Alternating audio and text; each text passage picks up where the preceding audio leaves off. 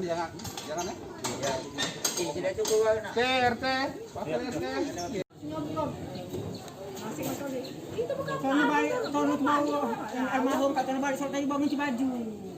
Mau apa salah? Yang mengakibatkan satu korban meninggal dunia dalam perjalanan ke rumah sakit.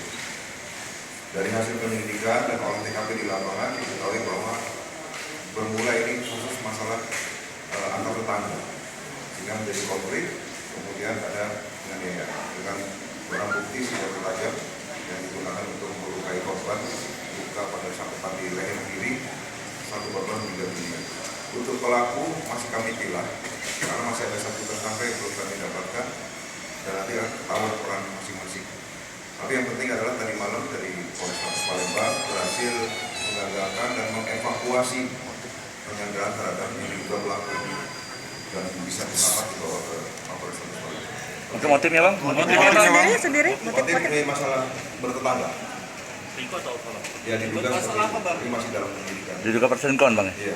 Bang, kejadian itu satu kali tadi malam langsung atau siangnya sebelumnya ada juga perkelahian sebelumnya? Iya, enggak. Langsung Spontan ya? Jadi korban keluar dari masjid, kemudian bertemu dengan kelompok pelaku, menjadi cekcok dan sampai berjalan ke rumah.